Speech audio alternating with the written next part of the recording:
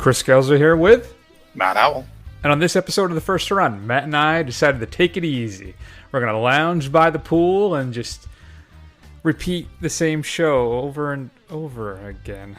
We're going to talk about the time loop comedy currently available on Hulu, Palm Springs, starring a gentleman who was previously, Matt, beneath the Tatum line for me, Mr. Sandberg himself, who I think pushed it over with Popstar, which is a film I rather enjoyed, but I'm still a little, I could get pulled right back down. So if Palm Springs doesn't do it for me, well, we're going to have to find out. Also, our International Sci-Fi Marathon wraps up with the Japanese import Big Man Japan, which is something.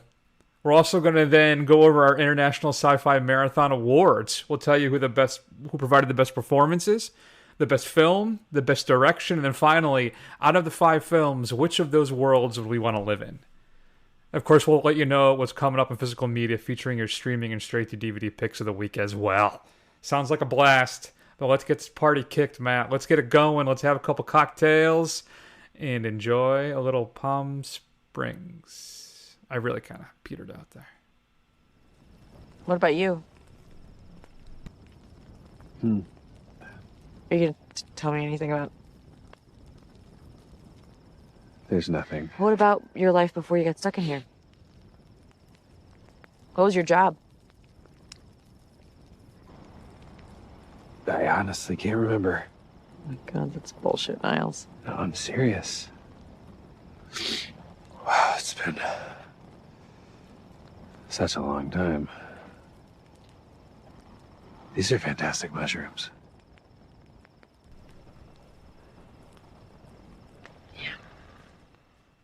Matt, why don't you tell the fine folks at home, what is Palm Springs all about? So, Kristen Milotti, she is at a wedding. She's the big sister of the bride of the wedding. And she meets a young man named Niles, who's kind of a bit of an iconoclast, sticks out amongst the wedding guests because he just kind of wanders around dresses in Hawaiian shirts, seems to do whatever he wants. At the wedding reception, start to hang out, spend the night together, drinking. When Niles is injured and he crawls his way into a cave where she soon finds out that after following him that a la Bill Murray, every time they go to sleep or die, they wake up in the same day over and over and over again. That's interesting, Matt. So let me ask you, first off, I don't use the term iconoclast entirely enough in my life.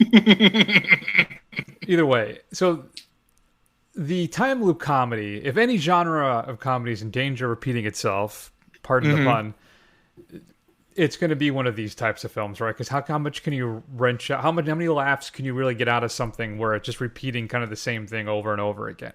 So is Palm Springs able to provide a fresh take on that, or are we kind of just stuck with the same repetitive jokes and just a cheap knockoff of your Groundhog Days, if you will? I mean, I don't think it's anything groundbreaking for sure. I don't think it kind of elevates this material. I think the kind of gold standard for this is Groundhog Day, and I don't think you're going to be hard pressed to top that. Although I will say that in the leads with Sandberg and Milotti and, a fun appearance by J.K. Simmons, the kind of chemistry between them and the performances that they give, I think elevate this at least above middling fare. I had a good enough time watching this. I mean, there were instances where I chuckled politely, a couple of genuine laughs, and I thought the kind of different focus, at least, as some guy who's basically just given up living in the time that he's going to keep living in the time frame over and over again, I think works. I think it's not anything groundbreaking, but I thoroughly enjoyed it. Yeah, I think that's fair, though I think your praise is insufficient. I found it was very funny and quite smart with how it plays everything out. I didn't just laugh or chuckle, Matt. I guffawed quite a few times. I really had a lot of fun with this thing. And I got to admit, it was nice to laugh and really enjoy a film again. And I was trying to remember if we've really had that opportunity so far this year with everything that's been happening just in the world generally, too. It was really kind of nice I was able to really just kind of sit back and really enjoy something like this. And I think it is a new twist on the time loop genre because, like you said, Sandberg's character kind of just, he's given up, right? This is just the way things are, and he's just going to do whatever he wants because there are no consequences. Nothing matters. So I enjoyed it, but I think what the key of the film is and why it works as well as it does is it's refreshing and honest about how it deals with people and their relationships. Not only is it funny, but I think it's got a very sensitive heart to it. And Sandberg, too, I think brings a real depth and soul to his character that I don't think I've really seen in him previously. Everything's always these broad laughs, but I think he's actually able to provide something a little more interesting here and fully formed than I've seen previously. And I would say the same for Melody, except I'm not really familiar with her work at all. From what I understand, she was the titular mother in the How I Met Your Mother show, right? And she was, but only in the last season, from what I understand. But I think why it works is that it works because it's breezy and it's carefree for half of its running time. But as we're running through, Matt, we're planting these little seeds as we go. And when that second half really hits, I think the emotional impact at times is, I don't want to be too hyperbolic, because though I know that's what I'm known for, but it's devastating. I think a lot of the emotional hit with the reveal of what Melody's character has been doing right at the wedding. And also Sandberg kind of has his moments of honesty, and he confesses some things too. And then the relationship between the two of them as it develops felt very authentic to me. And I think it earns every laugh, it earns every awe, it earns every tear. It really, for me, this was like a top-notch romantic comedy, and I think one of the best films I've seen this year. Yeah, I agree. I think, they took this material, this kind of trope that you've seen before, and they've elevated it quite well. I've seen a lot of Sandberg's work, and honestly, I like Popstar. I even liked Hot Rod to an extent. I thought that was ridiculous slapsticky comedy, and I don't mind Brooklyn Nine-Nine. I think it's a pretty good, show that he stars in. So I don't have the same kind of. He was never below the Tatum line. It's not like I love him, but he's not like, somebody I'm just waiting to this is so surprising that he's entertaining. He's always been relatively entertaining to me. But I think you're right. I think he kind of shows a bit of depth here, and I think it works. I think the whole thing was, I think you hit the nail on the head. I think we haven't really had any kind of straight enjoyable film that isn't heavy in some way this year. Yeah, I think this is like really the first decent comedy I've seen all year long, which really is really sad in a lot of ways. And now I didn't catch much up on the backstory of this. Is this something that was always intended on Hulu, coming out on Hulu directly, or is this something that they bought, like it was meant to be in theaters at one point, and they just kind of said, okay, screw it, we're going to release it? No, so according to the Wikipedias, it premiered at Sundance, and shortly after, Neon and Hulu acquired the distribution rights to the film. So Gotcha. It appears it always was destined for Hulu. Okay. But Neon acquired the distribution rights too, so I guess it was meant to be out in theaters, but it just never made it because of the Cove. If Neon's on there, right? Maybe it was supposed to be theatrically, but with Hulu to be the eventual streaming home. Yeah, it doesn't really say here, so I confess I'm not sure about that. Well, I think it would have done okay in the theaters. I don't know if it would have been a huge hit or anything like that, but it would have been a pleasant diversion during the summer months. So it's unfortunate it didn't get to come out, but at least we get to see it. Yeah, no, I agree entirely. So what are you giving Palm Springs? I'm giving it a B+. I quite enjoyed it. I had a good time watching it. I agree. I actually, though, am giving it an A-, so just a little bit above you. So there you go. So that's bold praise from you. I know, right? So what is June? So June Squibb is one of the wedding goers here, and she has a moment, right, where she's talking to Melody's character, Sarah, and she seems to know that she's in a time loop, right? She says something like, enjoy your, or I'm glad you're getting out of here, or something like that. She has a conversation with at the end where she kind of hints like she knows what's happening here. So, did you catch that at all? And I was wondering if you had No, I didn't. Which one is June Squibb? Which character was that? So, she plays the grandmother. Okay. Gotcha. I don't know. That's a good question, because earlier in the thing, she comes up to Sandberg and is like, I've been to a lot of weddings, and that's by far the best speech I've seen. But then it's implied that he gives that speech all the time. So, or at least he's given it more than once. So, I don't know. I don't know what to make of that. Yeah. There was something about her, particularly that scene with Melody, that it appears she's hinting at having some greater knowledge of the circumstances and goings on there.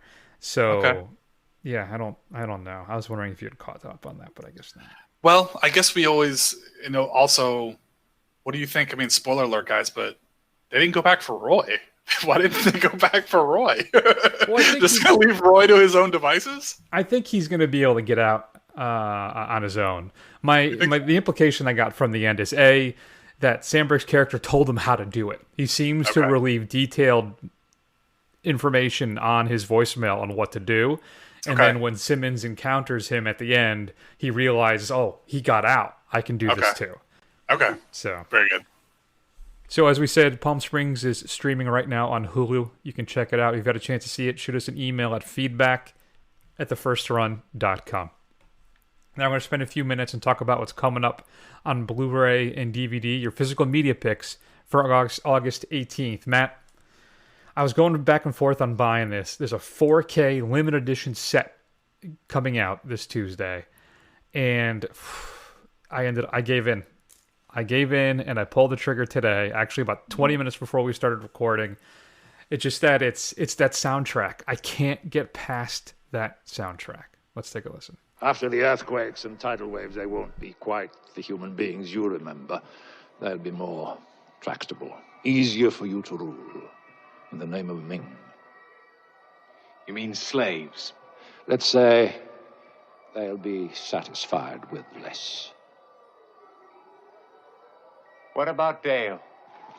Dale, we have decided to marry her. She's exceptional. We will breed with her and send our imperial progeny back to populate your Earth. You really prefer death to a kingdom? I'm disappointed. I'd much rather see you on my side than scattered into atoms. But as you wish. So there you go, Matt. That is, of course, Flash Gordon. You did not buy that on 4K. I did. Nerd. I did. That Queen soundtrack. I got to tell you, if you're a Queen fan, and you kind of shy away from it, don't. In the space capsule, the love theme is, I believe, written by Roger Taylor, is one of my all-time favorite Queen tracks. If you haven't heard it, it is so cool. So I was going back and forth, and I read the review on Blu-ray.com, and the guy who reviewed it actually reviewed the previous Blu-ray release, which I do have. So if you want, I'm happy to mail it up to you, because I'm clearly not going to need it now. But he said that in that first review, he said, Flash Gordon is ugly. It has always looked ugly. It will always be ugly. And then he reviewed the 4K and retracted it, because I guess this transfer, it's so much more vibrant and alive, and the colors are so much richer that the film really pops now, and he said he was wrong. And that was, I think, enough for me to pull the trigger on that, on the limited edition 4K release. Wow, that's surprising me. See, I'll confess this. I first saw Flash Gordon when I was like in 4th or 5th grade, and it was one of these things where they brought us down to the gymnasium at Latimer Lane in Simsbury, Connecticut.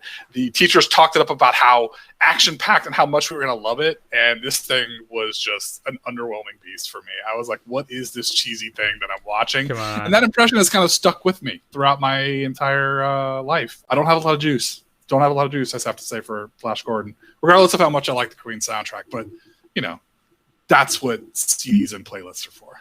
I guess so. I am a Queen uber fan. So Arrow is releasing straight regular editions of Blu-ray and 4K, and I think this is Arrow's first 4K release. I might be wrong about that. But there's special editions for the Blu-ray and the 4K that include the 2017 feature-length documentary by Lisa Downs about Sam Jones and what happened to him, right? With the filming of the film and everything afterwards. It's supposed to be actually a really good documentary, and that is specific to the limited edition. You can only get it as part of the set there. And it has a ton of interviews, some archival features. It has a poster, has a 6 double-sided postcard-sized lobby card reproductions. This thing is stacked. Arrow went all out for this. So I'm looking forward to picking this one up. It should be pretty good. I think we'll find out, won't we? Also coming up, we're going to have The Outpost, which is featuring Scott Eastwood, son of Clint, and Orlando Bloom. This is the film based on Jake Tapper's book, The Outpost, An Untold Story of American Valor. Kino Lorber is giving us Those Who Deserve to Die. A troubled veteran returns home to resume his life, but first he must fulfill a dreadful family obligation. Deathstroke, Knights and Dragons, the DC animated universe continues. 10 years ago, Slade Wilson, aka the super assassin called Deathstroke, made a tragic mistake, and his wife and son paid a terrible price. Now, a decade later, Wilson's family is threatened once again by the murderous Jackal and the terrorists of Hive. Can Deathstroke atone for the sins of the past, or will his family pay the ultimate price? A documentary called Cursed Films is being released. It's a 5-part documentary, explores the myths and legends behind some of Hollywood's most notoriously cursed horror film productions. New to Blu-ray, Criterion is giving us The Comfort of Strangers. Paul Schrader's film gets a brand new 4K restoration. They're also giving us Town Bloody Hall, which is from D.A. Pennebaker and Chris Hedges. It documents a debate between Norman Mailer and 4 feminists. Of course, we talked about Arrow's Flash Gordon. Arrow's also releasing in 4K Pitch Black, the Vin Diesel joint.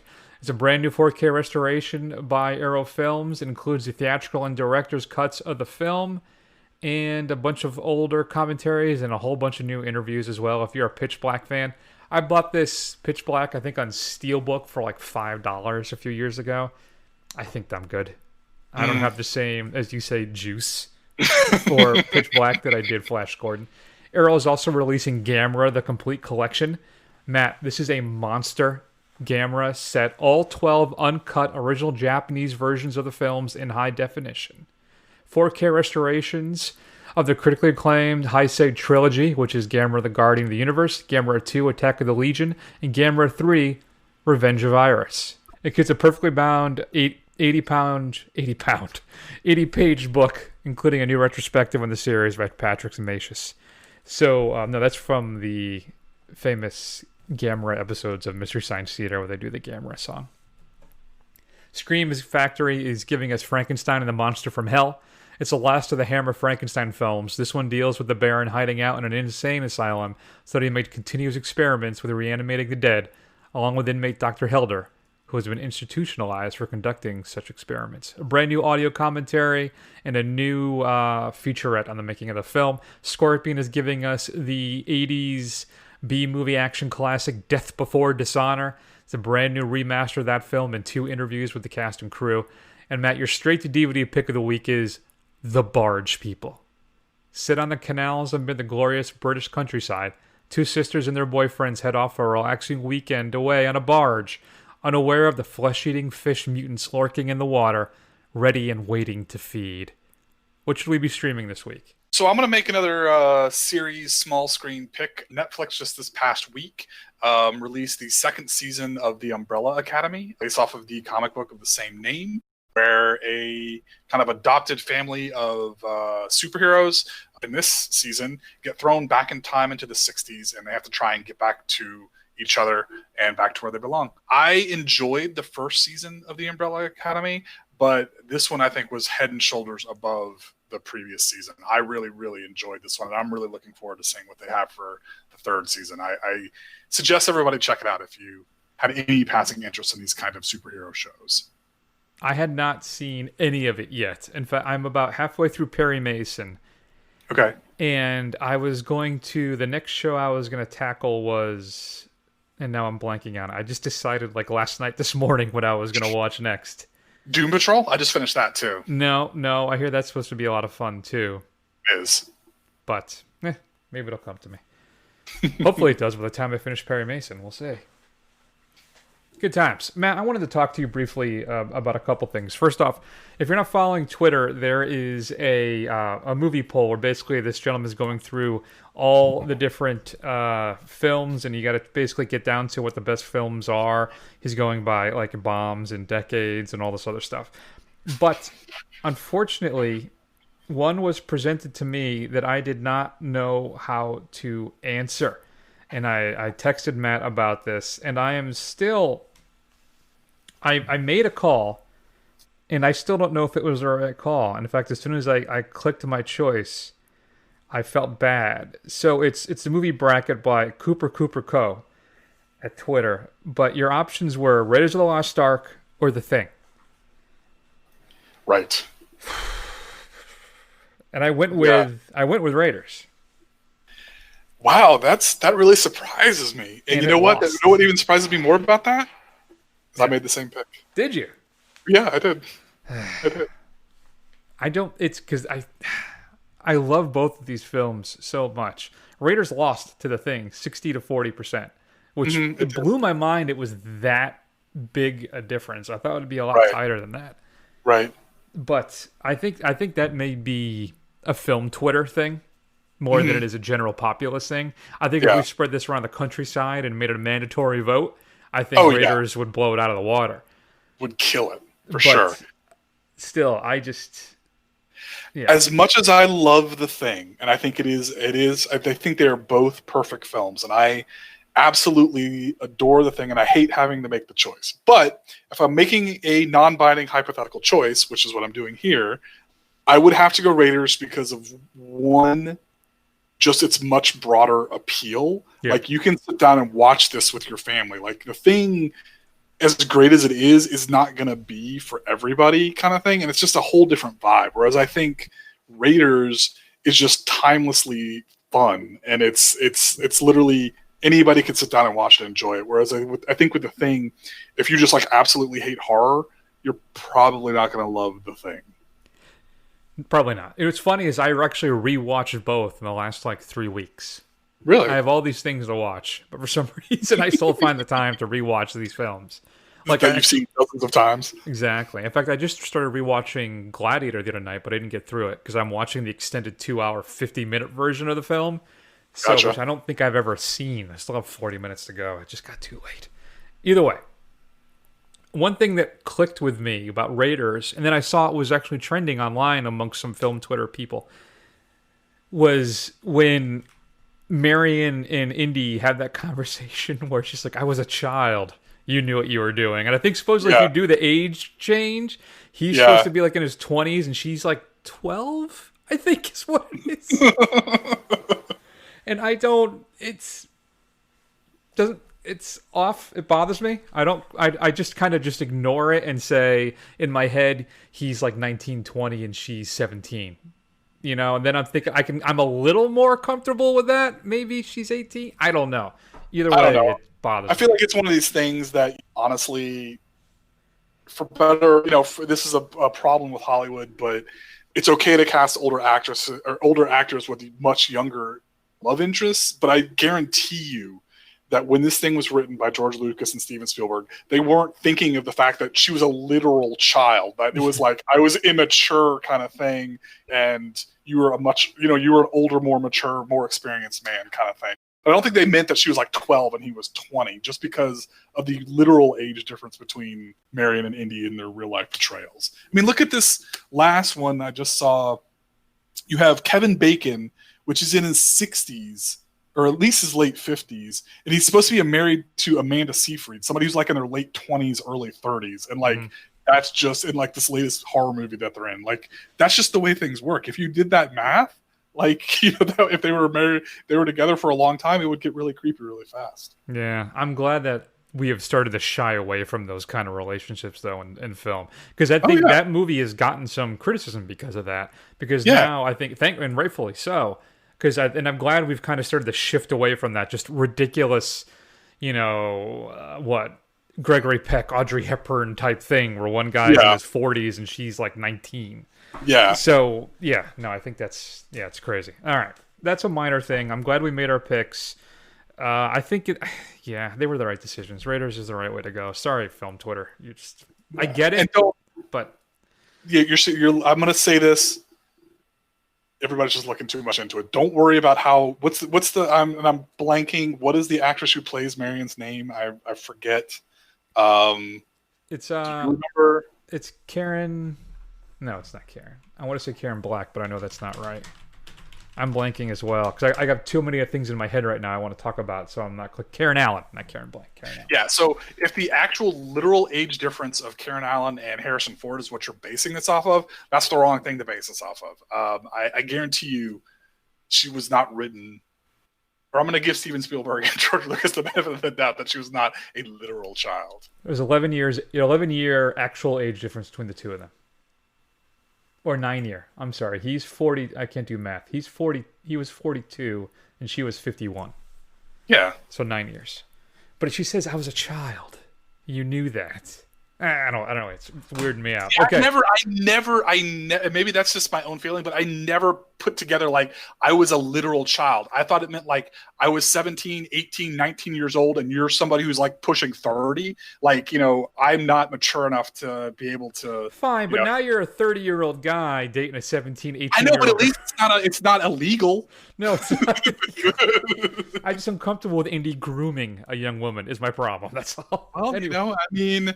It's supposed to be the 30s. He's sleeping with his college students. That's for sure. Fair point. That's fair. All right. So the other thing I wanted to quickly bring up is the Disney announcement where they're not going to do any more 4K releases for any of their catalog stuff, which includes the Fox purchases, which then pulls Aliens kind of out of the mix. And we don't even have a proper Blu-ray release of Abyss, which I've never seen. But we have, True Lies, which has its own problems. But now they're stating they're not going to do any 4K releases of any of their older stuff. They will going forward, and they haven't closed the door on licensing it out for other boutique maybe labels to do 4K releases. But they are abandoning the format. And I thought this is ridiculous. Why would you, in this day and age, Matt, do that? And then I saw the stats. So do you know this blew my mind what the percentage of sales are. DVD still represents, depending on where we are in the month, I have two things here. I have week ending July 18th, week ending July 4th of this year. DVD represented either 65 or 72% of all physical media purchases. DVD. Wow. Blu-ray was July 18th was 29.2 and July 4th was 24. And 4K UHD is, again, July 18th, 5.6, and July 4th, 4.3. Wow. So I have a theory about this. This is basically, honestly, most people who still buy media are older people, like the really young kids. They're streaming everything, or even if they're purchasing something, they're buying a digital copy of it. They don't feel the need to purchase like a physical thing, except for people who are like us, and we are getting old, but at the same time, like people who are real cinephiles, kind of things, they want to see the best definition. But everybody else is like my dad or like, my grandparents. Like like when we were growing up, how long, even after DVD came out, how long did your grandparents keep their VHS and all of their VHS tapes? And their answer is, oh, well, it's just as good. I can just see it's all I need kind of thing. That's the same thing that happened. Everybody has a DVD player. The people who are going to buy them, they are still sitting on that and they don't see any need to upgrade, Yeah, no, you're entirely right, unfortunately. I think I wonder how many people, and I'm sure there are some that are waiting for the PlayStation 5, because that will have a built-in 4K player. And that's, I think, was one of the big successes of Blu-ray, was the inclusion of a Blu-ray player in the PS4. So I'm hoping maybe that will help goose some 4K sales at that point, especially if they bring the price point down, maybe like $5 or so. Yeah, I don't know if the new Xbox that's coming out is going to also have a 4K player in it. It'd be dumb if it didn't. Yeah, the whole thing. It's really interesting. Not to go kind of off on a tangent, but I'll be really surprised to see what happens, because they just announced yesterday all these games. They're all that were supposed to come out. These big launch games for the new generation that's coming out. They're all getting pushed back. The new Halo's not coming out until 2021 now. These things that are supposed to kind of lead these new boxes that are coming out, it'll be interesting to see if those actually still stay, because is that COVID economy related?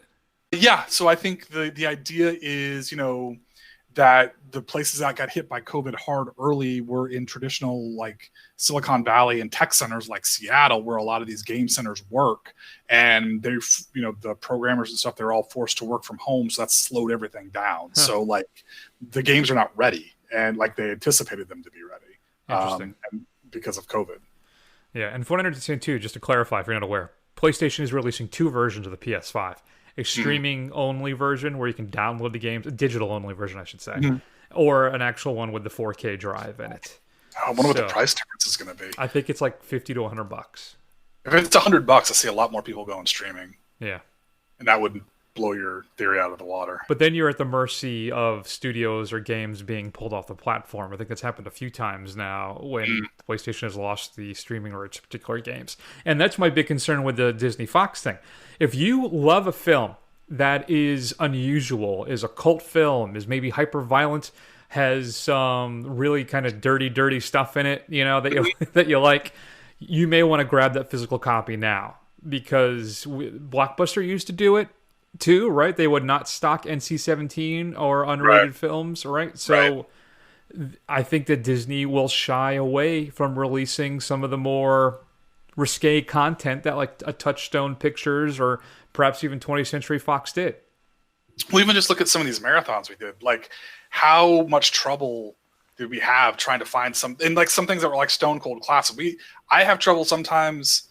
And up until I just bought the Blu-ray package from Criterion for Bruce Lee, you couldn't find like 2 or 3 of his films like anywhere. Yeah. Like, you couldn't watch them. Like, if you didn't have it on a physical copy, you weren't watching it. I mean, and that's just the way it was. So there's a lot more movies that are like that. That's very concerning. Like, I know I have a copy, but maybe it's still in DVD. I haven't upgraded and I can't get it anywhere else. So now it's like, okay, well, is it really? Do I need to go buy it now? Kind of thing. Yeah, do I love it that much? Yeah, I don't. Yeah, and I find more and more stuff when I go on that like Just Watch app or try and find something streaming. I think my tastes are getting too eclectic, where a lot of the times I'm hitting a brick wall. Yeah. So it's bad. We'll see. All right. Let's keep rolling, Matt. Let's spend a few minutes and talk about the final film in our International Science Fiction Marathon, Big Man Japan. Since the bombings of Nagasaki and Hiroshima, Japan has been protected against invading monsters by a legacy of giant warriors.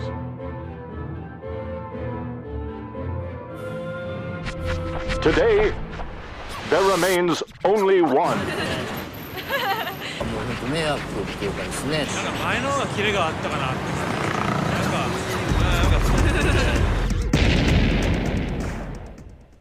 All right, so there you go, Matt. That basically kind of tells you what Big Man Japan is. There's one guy who can get super big by absorbing a bunch of electricity, energy, whatever, and then he fends off some of the weirdest, most disturbing kaiju that I think that I have ever seen. So this Big Man Japan is a mockumentary, basically, of your kaiju monster films, where this one guy who is not very well respected in his town. He's responsible for protecting the province, Japan, whatever the case may be. And he just kind of bums around. He's living kind of paycheck to paycheck. The government doesn't pay him as much now. And he's just trying to get by. And then when he gets the alert, he's got to go fight like the leaping monster, which basically is a head with a leg. And there's the baby monster, which is... All right. So, but there's just... It's really weird at times and unsettling. And I thought sometimes hilarious as well, and touching and sad. Mm-hmm. But the weird thing about it is I think one of the big catches of the film that's supposed to make it fun and entertaining almost did not work for me entirely, which is the monster battles. Mm-hmm. What are your thoughts? Yeah, so I remember when I looked this up, I heard about it, threw it in my hat into the ring because we had a lot of kind of like canon, very artsy type sci-fi going on here. And I was like, well, all right, I'm going to throw something stupid and fun in here. It's supposed to be good. This thing is set up, like Chris said, like a mockumentary. It's a very kind of got an office vibe. This guy, Daito, is this big sad sack. You know, his family's falling apart. He's not getting paid enough money. The public doesn't respect him. He's not even particularly good at what he does as far as fighting the monsters go. And I think Chris is right. I mean, when I saw some of the first monster that comes up, the like looping monster or something, like the guy, it's got this head of like this like weak chin businessman with a comb over kind of thing. It looks like a very strange one. I mean, it's just odd. And especially the eyeball monster with where its eyeball is located and how it throws it out and stuff like that. It's just ridiculous. I don't know. Like I expected it to be, I guess, more and less ridiculous. I expected it to be kind of over the top and funny. And what I got was something that's kind of absurdist and very kind of subdued in portions. And like Chris said, it can be very kind of sad and has some pathos to it. And it's like, oh, Daito, man, I'm sorry, bro. Yes. I I don't know. It's not what I expected. And I honestly, I think I'm too stupid to understand what happened at the end. Like, I don't understand what the hell that was all about. So, I mean, I don't know. It was not what I was expecting at all. And I think the monster battles, to your point, are not that great because they're animated so terribly. Like it's not very exciting because it looks like something that was made from a Windows 95 PC. Yes. Yeah, the special effects in this are not terribly good, right? And that's a big problem. So I actually really enjoyed the times when we were with Daisoto directly. The times when he's not fighting the monsters, like he's interviewing and the kids are throwing bricks through his window, right? Yeah. I mean, it's just those little kind of things I really enjoyed and found hilarious at times. But when we shift to the monster fights, the film, it's really undermined by the poor effects. I mean, the monsters are more about being just odd and unsettling and banal. You know, it's really kind of creepy at times. And in the end, it's just not the breath of fresh air I was expecting to get out of this thing. It's more just off-putting with some generally funny moments, but you're just kind of like, okay, the whole time. Yeah, Like you said, there's the Office thing, right? It's like cringe basically, but it is. Nah, I don't. Yeah. Yeah, I was expecting like big anime kaiju battles that were ridiculous, and what I got was this kind of stilted, lifeless, just weird battles punctuated by this, story of this sad sack guy, man, and which had its ups and downs. And like again, I don't know what to make of that final scene. Like I don't know. Guys, I don't know. I'm just gonna have to ask him. Spoiler alert. You can skip, ahead 2 minutes when we're done talking about this. But is it supposed to be like he was on a show the whole time? Is that what that was supposed to be? Like, what the hell was that? What was that when that Ultraman family shows up and it suddenly goes into like Godzilla Men in Rubber Suits kind of thing from that? I don't know. I was trying to wrap my head around that too. I think maybe it's. Are they supposed to be the American version of Big Man Japan shows up? Possibly. I'm not. I could be swayed either way. Either A, the whole thing was just a TV show from the get-go. It was all fake, kind of like a. Well, let me ask you: have you seen? This is gonna pain me. Have you seen One Cut of the Dead yet? No. Okay.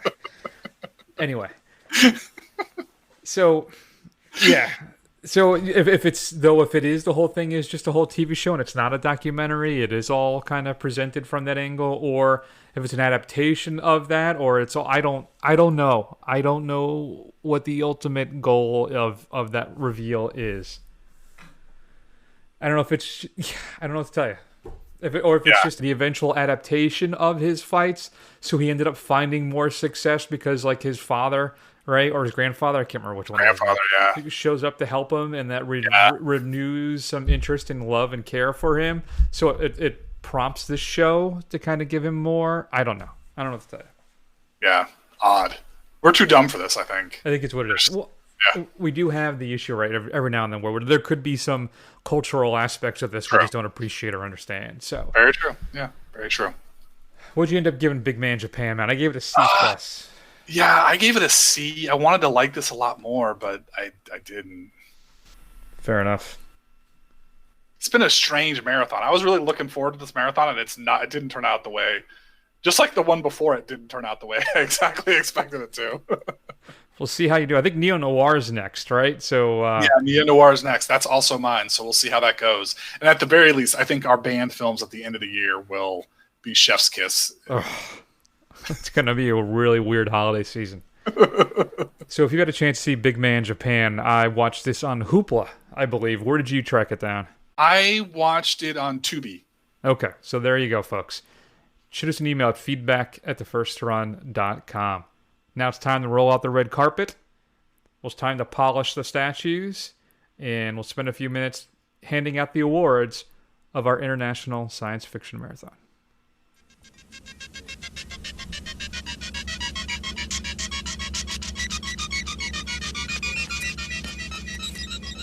Nur eins, Herr Rupp. Herr Rupp. Ich wäre Ihnen dankbar, wenn Sie Ihren Lesern gelegentlich den Unterschied zwischen einem Computer und unserem Simulationsmodell nahebringen würden. Es handelt sich um eine völlig neue Generation in der Computertechnologie. Und wem nützt sie? Uns allen, wenn es nach mir geht.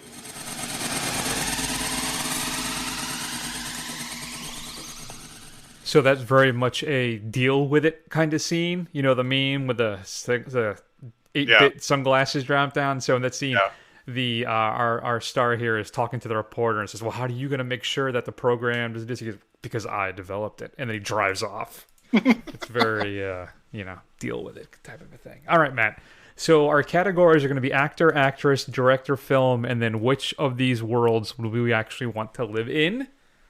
So why don't you start us off? Who delivered the best performance? Which male actor gave us the best performance in this series? Okay, so I'm gonna go with Alexander Kaidanovsky, the titular Stalker from Stalker. I thought he kind of portrayed this kind of underground man who kind of does something dangerous and is kind of affected by what he does, and the kind of paranoia that he manages to kind of portray in just his physical performance, I thought was by far the best of the performances I saw in this marathon. I agree. I went with Kaidanovsky as well from Stalker. Just a man desperate to demonstrate his worth in a world of just oppression and trying to figure out who he is. And even if everything around him means almost potentially nothing, he has to continue and do his job and bring these people to this location to reveal to themselves, their greatest desire, even though he himself can't seem to go in himself. So, I think the most depth and the most pathos and the most interesting performance, I think, out of the entire marathon was going to be with Kaidanovsky. I agree. Yeah. So who's your actress? So my actress, I think, is really the only real choice in this entire thing. There was not a whole lot of female representation in these films, so I went with Natalia Bondarchuk, Kari from Solaris. I think she does far and away give one of the strongest performances in the marathon that we have, just as a whole. If you're talking just actor to actor kind of thing, but if you're talking specifically an actress, I think she's really your only choice, since she's really the only one we had, except for maybe the TNA from Time Crimes. I mean, that's basically it. Well, we had a little female representation in World on a Wire as well. True. Not much, but I think you're right. I think our only real option is Bondarchuk as Hari in Solaris. She's the only real prominent woman in any of these films, and she's able to bring a real kind of sadness to her character. So if you recall in the film, she is deceased in the beginning of the movie, and then when we go into our Deep Space Station adventure, she reappears. She's a manifestation of this otherworldly life form to explore and figure out what's happening. And when she realizes that she is like the second one, that her previous incarnation was shot into space. Yeah. I think there's a real nice moment where she kind of comes to grips with who she really is and what she is. And inevitably then what decision that our lead Chris Kelvin decides to make at the end of the film. So, but we are kind of limited by our options, unfortunately. Yeah, I think so. So who directed the hell out of these films the best? I think you're going to see a running theme here. I think by far, easily, hands down, Andrei Tarkovsky is the absolute winner, because Stalker is fantastic. Solaris is really good in the direction standpoint, and the other three films just can't hold a candle to either one of those. Just what he's able to do artistically with both of those films, there's really no choice. I think there is a choice. I still am probably leaning towards Tarkovsky for Stalker, probably over Solaris. I know we definitely enjoyed Stalker much more than Solaris. Yeah. But I can make an argument for Rainer Werner Fassbender in World on a Wire. I of course, I enjoyed that film a lot more than you did. Yeah. It's the 4-hour German epic, not quite 4-hour German epic of the 4-hour German TV show, yes. made for TV movie. But what he's able to do with that, all the little things and all the little subplots and little plants of everything, the little moments and things that kind of relate to us what's actually happening, I think are expertly done. So I was actually going back and forth on this. I think artistically in the end I had to give it to Tarkovsky, but man, I was on the fence on this one for quite a while. So for me, it was not as clear-cut a choice. Well, there we go. At least we had something else to talk about. So what do you got then? What's the best film in the marathon? For me, if you guys listen to the podcast, or if you go back and look at our grades on our website, Stalker by far. It's the one I enjoyed the most. It's just something that's going to stick with me. And it's a film out of all of these that I've watched would be one that I would actually pick up and put into my collection. I think it's that good. Yeah, I'm inclined to agree with you, but in the end, I went with World on a Wire. Oh, did you? Okay. I did. I just, when I think about the most fun I had with this marathon, it was with World on a Wire. It's dense, like most of these films have been. Yeah. But there's something appealing to me about it. As I said during the discussion on that episode too, I just had a lot of fun with this thing, and it was the most enjoyable experience of the marathon. So I ended up going with World on a Wire. Okay. So I'm kind of curious, what world would you most like to live in, Chris? Even though it really got no love in this marathon, I'm leaning towards Time Crimes. At least then I'm in the French countryside. I think it was Spain, wasn't it? Was it Spain? It might be Spain. Yeah. You're right. Yeah. Sure. Then that's fine too. The Spanish countryside. But I could go with Solaris because then I could live however I wanted. Yeah. Right. But the only thing is that there's some sinister stuff going on. Plus, I just don't trust people. Yeah. So There you go. I don't know. Inevitably, if my paradise in Solaris of the land and the island that I basically am able to dream up and have whatever I want with my fondest desires. Yeah. I mean, my problem is I think people would come and ruin it all. It's true. So, but if I'm sticking straight science fiction and not just wanting to run away to the Spanish countryside, I probably have to go with Solaris. What about you? Yeah, that's a good point. I thought about the kind of whole simulation thing. If World on a Wire, if they could kind of get that right, it could, you could manipulate it like the Matrix kind of thing. Then that could prove to be fun. But I think ultimately, this may be a cop-out, but I guess I went with Big Man Japan because it doesn't seem that different, and it doesn't seem like a nightmare hellscape like the rest of them do, Or at least it doesn't seem as insidious. I mean, it seems relatively, basically like it is now, except, there's stupid monsters running around that don't seem that dangerous, and nobody seems to be that concerned about. That's true. I thought about Big Man Japan, but I didn't want to live in a world where these really creepy monsters could just pop up anytime from out of nowhere. Yeah. And everybody seems so nonplussed about them. Everybody seems completely unworried about the monsters. That's true. That's a fair point. I hadn't thought about that aspect of it. And in Solaris, I have to deal with the Soviet Union government, even though I know I'm far away on this oceanic planet, on this island. But they can send people there. They do it all the time. Well, what if it's my fondest desire for them not to be there? Would I get my own island then? Then the island would just hide itself, like every time they showed up? Though I am conflating my fondest desire, right? Because that's Stalker. But Solaris, what it does, it just sends what it thinks you want. Yeah. In a way, I don't know. Sure, I'm still with Solaris, I guess. There you go. I just don't want to deal with weird eyeball monsters and hard pass. So, which of these worlds would you want to live in? What do you think of our other choices? Shoot us an email at feedback@thefirstrun.com. Matt? So we're going to have a little break from our marathon for a little while, at least. Mm-hmm. So like 4 or 5 weeks. Yeah, so our streaming calendar continues. We'll be discussing, it looks like, The Beach House on Shudder, and is then discussing Eurovision, which is currently on Netflix. All of this stuff is subject to change, folks. Things are so... Like right now we have Bill and Ted for September 4th, but they moved it back to the 28th of August. So we may be switching things around, right? So there's a lot going on, but that should definitely be it. I think what we'll be doing. In the interim, check us out on Facebook, Twitter, Instagram, YouTube. Do a search for The First Run. Scroll. Eventually you will find us. Go over to Apple Podcasts and give us a review. We'll read it on the air and it'll help other people find the show. So I guess that's it, Mac. Let's go ahead and take an extended break, and we will see you all soon.